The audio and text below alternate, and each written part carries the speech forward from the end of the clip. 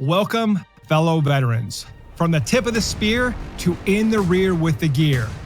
I went from active duty infantry to reserve component logistician.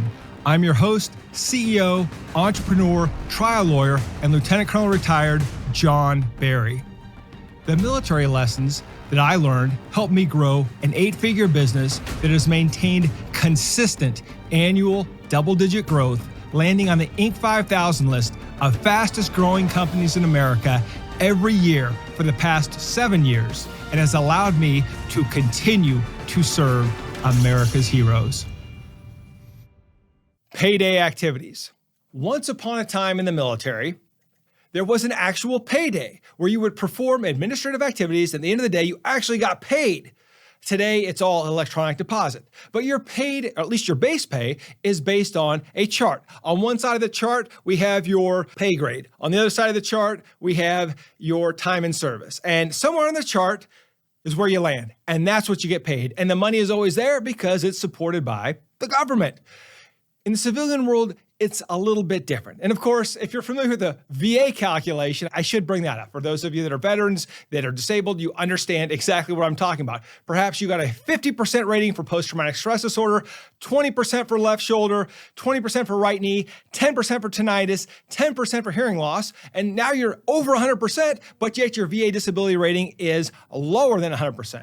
Why does that happen? Well, that's a discussion for another show. But for today, we're going to talk about military comp and civilian comp. Civilian companies don't have the guaranteed money. And so when we look at compensating our team members, we have to be cognizant of the fact that the money has to be there before we can actually pay it. Civilian compensation, unlike military compensation, is not usually backed by the federal government. Your company has to earn the money to pay the team members. Now you can take out loans, but long-term sustainability requires that you actually earn the money that you pay out to your team members. So how do you do this? Well, the first thing is every team member you hire has to have objectives, key performance indicators. They need to know whether they're winning or losing every week, every month, heck, every day. And the key performance indicators determine whether they are a superstar or an oxygen thief. And the way we do this is we make sure that every team member has a scorecard, they have metrics, they understand what those metrics are, and they understand what the minimum standard is and what bonus level eligibility means. Now, we also have to understand that our compensation structure doesn't just apply to one or two people. We have to develop one for the entire organization. Generally, this looks like a series of salary bands for different types of positions. Finally, it's important to have a meritocracy. What that means is individuals on your team are paid based on merit, based on their accomplishments, based on the value of what they do, not based on some pay chart for someone, some 06 who's been around for 30 years who really isn't doing anything anymore. You can't afford to do that in the civilian world. And also in the civilian world, you have to pay at market value or above. If you look at the military positions, generally speaking, for the level of sophistication, especially for some of the specialty branches, they're getting paid way below market value, but they're willing to do it because they're serving their country. It's different in the civilian world. If you pay someone below market value, they're probably going to want a raise, or they're not going to take the job at all. And I was very dumb when I first started doing this. I thought, well, I'm taking a risk. I'm growing the organization. If I can get other team members who will work below market value, I'll pay them all the upside and the bonuses at the end of the year. But team members didn't want that. The good team members seemed to want the security and the stability, and they wanted to get paid what they were worth up front. And so I had to make sure that I was paying at market value or above. As the saying goes, pay peanuts, get monkeys. If you want good talent, you're going to have to pay at market value or above, but you have to pay something you can afford to pay. Don't pay an astronomical amount. Let's delve into bonuses. And bonuses are additional pay on top of a salary for performance.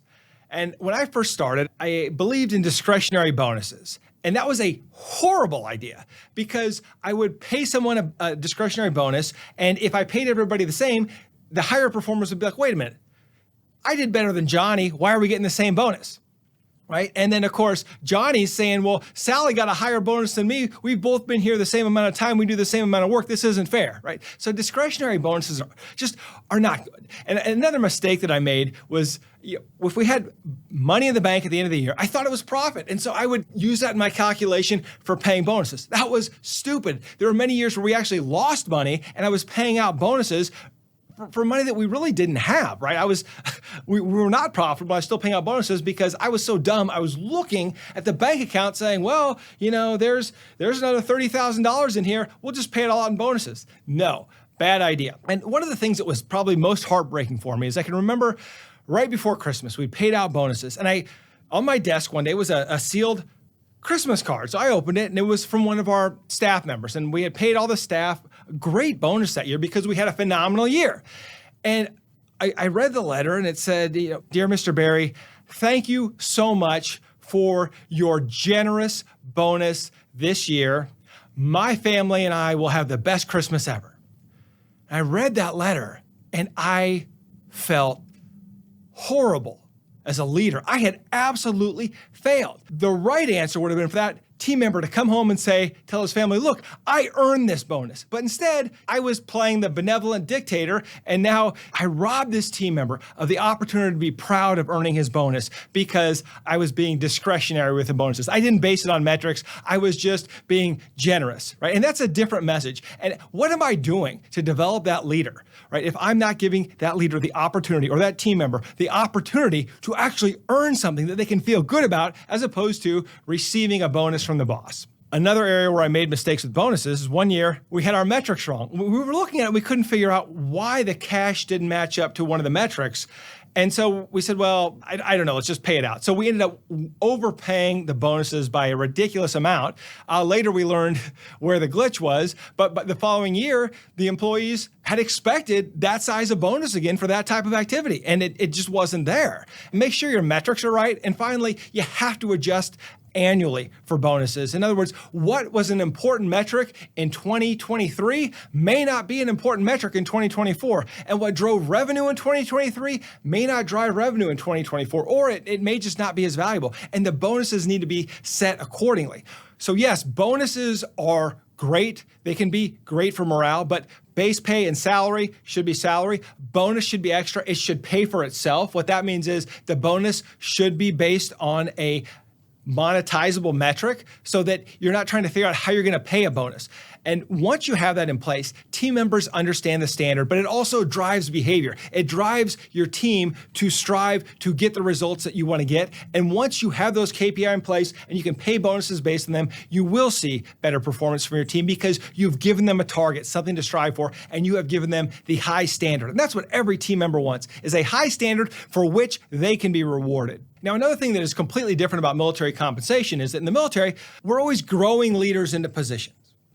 Right? We know that if we get a private, eventually that private could be a squad leader, right? Or a first sergeant, and it's going to take time, and we are going to invest in our leaders to ensure that they grow. But in a civilian company, you don't have that luxury. You just don't have the training time, and you don't have the resources. So if you're a law firm like us, we can invest in training paralegals and in training lawyers, but we really can't invest in training our IT team on specific IT matters or our chief financial officer on how to run, how to become better in finance. That's not what we're good at. So we need to buy that talent. And look, there is some talent that you should build internally, and that should be within your wheelhouse of greatness where your product lives. But for all the ancillary stuff that you need, you're going to have to buy that talent. And when you buy that talent, it doesn't come cheap. But you should set expectations. You still want to have the key performance indicators, and you want to let the team member know, like, hey, we're paying you a lot of money because we believe you can get results right away, and here are the expectations. Now, that being said, when we have that and combined with some of the junior leaders who are given opportunities for leadership positions, it's a little bit different because the junior leaders need to understand that there is a time to learn, and then there's a season to earn. And you have to learn before you're going to earn. And inevitably what happens is that junior leader, think about the new buck sergeant, right? Do they really know how to be an NCO? Well, maybe, but probably not. And they're going to learn a lot along the way, right? They've been placed in that leadership position with the understanding is that they're going to continue to grow. And yeah, they're going to get paid a lot better when they're a first sergeant, but as a buck sergeant, their job is to learn how to be a squad leader. Now, as a squad leader, they're still getting paid the same, but their duty description and their responsibilities have grown exponentially, right? But they're still getting paid the same. And this is their time to learn. Now, they'll earn more once they move up to become platoon sergeant, first sergeant. As they move through the ranks, they make more money. But there is a time to learn and there's a time to earn. Now let's talk about compensation for leaders. Now, in the military, we know why people want to be leaders. We want to be leaders because we enjoy the burden of command. We want the responsibility. We want to lead teams. We want to help people get better. We want to give our teams a better future. In the civilian world, it doesn't work that way. There are a lot of individuals who want to be leaders because they want leader-level compensation. They don't necessarily want the leader-level work. And so when you have the compensation discussion with those leaders, you have to find out why they want to be leaders. And we usually find that out pretty quick. The way we do it at Berry Law is we have platoons, and the platoon leaders are responsible for the success of the team. And they may have team members who hurt the team who end up driving down the bonus pool. And now, as leaders, they either have to decide whether they're going to fix the problem and retrain that team member, or whether they need to exit that team member because it's hurting their team and hurting the financial success of their team. One of the questions that I ask every team member who is interviewing for a leadership position is, aside from the monetary benefits and the pay raise, why do you want to be a leader? And I get all sorts of answers. There are only a few really good answers. And the good answers are the difference between someone who is going to be an authentic leader and someone who just wants a title, a raise, or some other benefit. And the best answers sound like, hey, I take a lot of joy in developing team members. For instance, I'm a parent and I have a child. I'm so happy when my child scores a goal or gets a good grades. And it's not so much because it's about them, it's about me. It's about this feeling I get that I helped develop someone to do something great, and I want more of it. I need that feeling in my life. I need to feel like I am helping others get up to the next level. For me, that is joy, that is happiness, that is excitement. And I get that answer, that's my leader. Now, one other compensation issue that has come up is, can remote team members be leaders? Right now, we have offices in 3 different locations.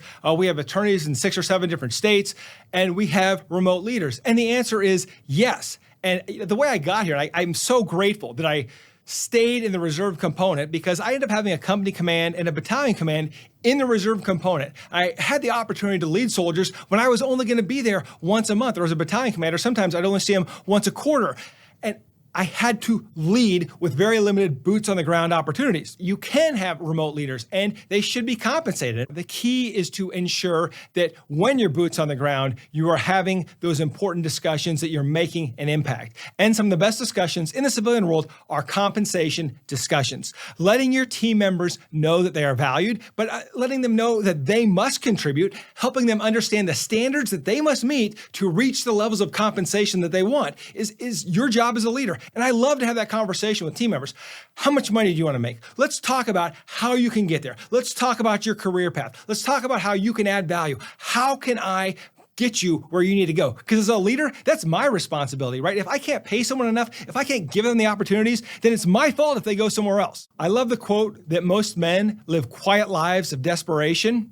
I believe that most leaders live quiet lives of frustration because they don't have the conversations they need to have with their team. And if you want to not have that quiet frustration, discuss compensation with your team. Figure out their goals, help them get there, and be honest about overhead and the costs. There's a huge misconception that if you say, hey, we're a $25 million company, people think the boss is taking home $25 million. And we all know that's not true. You can be a $25 million company and the boss is losing $500,000 a year. It's important that the team understand that you as a business operate under constraints, and that as a leader, you would give them everything if you could. But you can't give them everything right now, and you're going to work with them to achieve the goals that they want to achieve. And that is leadership. Leadership is taking that team member from the place they want to be to the place that they want to go.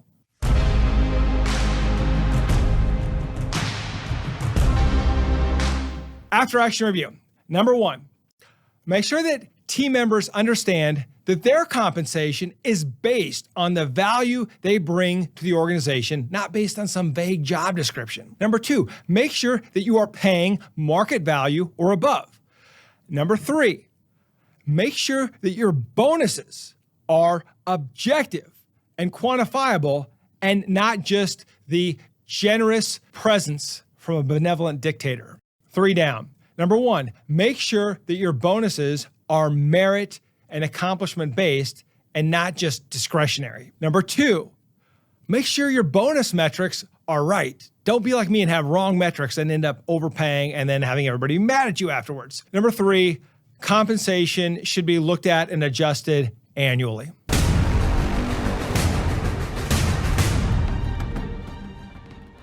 Thank you for joining us today on Veteran Led, where we pursue our mission of promoting veteran leadership in business, strengthening the veteran community, and getting veterans all of the benefits that they earned. If you know a leader who should be on the Veteran Led podcast, report to our online community by searching @Veteran Led on your favorite social channels and posting in the comments. We want to hear how your military challenges prepared you to lead your industry or community, and we will let the world know. And of course, hit subscribe and join me next time on Veteran Led.